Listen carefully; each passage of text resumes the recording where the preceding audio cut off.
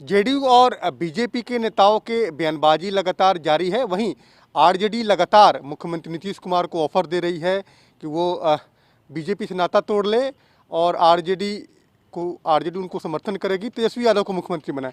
Sir, लगातार जिस तरह से जेडीयू और बीजेपी के नेता बयानबाजी कर रहे हैं, आरजेडी बड़ा ऑफर दे रही है, आरजेडी कर रही है नीतीश कुमार जी को कि आप हमारे साथ आ जाइए, आप केंद्र की राजनीति कीजिए और तेजस्वी यादव को बिहार का गद्दी सौंप दीजिए। क्या कहेंगे सर? नहीं, ठीक है। लोकतांत्रिक देश में, डेमोक्रेटिक राजनीति में ये तो होता ही रहता है, लेकिन ऐसा कुछ हम लोगों को तो दिखता नहीं है, क्योंकि अब तक किसी बड़े लीडर का इस सिलसिले में हम लोगों ने बयान नहीं सुना है।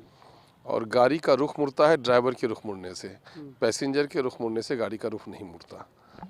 लगातार जिस तरह से आरजेडी के लोग ऑफर दे रहे हैं, कई विधायक हैं जो लगातार कर रहे हैं, कांग्रेस के भी लोग हैं जो कह रहे हैं कि मुख्यमंत्री जी आप बीजेपी से नाता तोड़िए और हम लोग के साथ आइए। एमआईएम क्या करेगी सर? लगातार उनके बातों को लेकर आपकी पार्टी क्या सोचती है? हम लोगों का मामला है कि एक तरफ है माहे रोशन, एक तरफ है माहे रू, दो तरफ की आग में कैसे बचेगी आबरू, ये मामला हम लोगों का है।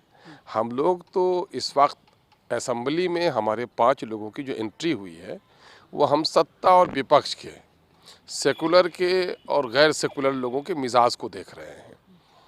और जाहिर है कि जब ऐसे हालात आएंगे तो उस वक्त हम लोग इस पर विचार करेंगे।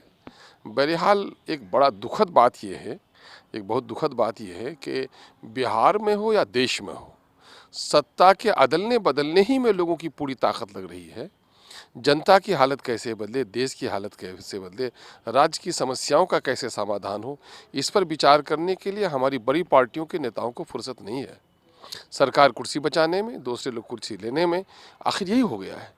कोरोना काल में जो नुकसान हुआ है आज 1 साल से, इस सरकार के बनने के बाद से, बजट सेशन के बाद से ही कोरोना का लॉकडाउन शुरू हुआ, 2-3-4 महीने उसी में चले गए, बीच में सैलाब की तबाही रही, फिर इधर इलेक्शन रहा। जनता कहाँ खड़ी है? महंगाई क्यों इतनी बढ़ गई है? बच्चे स्कूल नहीं आ पा रहे हैं, ऑफिस में लोगों को काम नहीं हो पा रहा है, लोग बेरोज़गार हो गए हैं, लॉ एंड ऑर्डर का मामला अच्छा नहीं है। ये सारे मुद्दों पर भी बहस होनी चाहिए और मैं तो कहूँगा कि पत्रकारिता को भी, मीडिया को भी गंभीर होना चाहिए इन मुद्दों पर। क्या सिर्फ सरकार चलाने में सिर्फ सत्ता और विपक्ष का यही रोल है कि कुर्सी हासिल किया जाए, कुर्सी छीनी जाए, कुर्सी छिनवाई जाए, यही है काम? उसके अलावे काम है कि नहीं? बिहार की जनता तरस है इस वक्त। लगता है कि विपक्ष जो है वो सत्ता के लिए लड़ाई थे, आपको लगता है? नहीं, विपक्ष का भी तो कोई ऐसा रोल नहीं देख रहे हैं।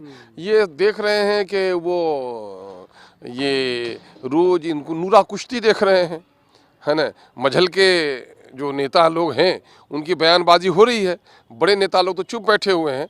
तो मैं समझता हूं कि सर्दी में जरा सा गर्माहट पैदा करने के लिए इस किस्म की शाब्दिक जंग चल रही है। कोई ख़ास बात हम तो बहरहाल महसूस नहीं कर रहे हैं, लेकिन मैं सत्ता को और विपक्ष को इस बात से आगाह करता हूं कि बिहार के 12-13-14 करोड़ की जो जनता है उसकी समस्याएं काफ़ी जटिल हो गई हैं। उन समस्याओं पर भी बहस हो, सिर्फ कुर्सी बचाने और कुर्सी पाने की ललक नहीं होनी चाहिए। बिल्कुल।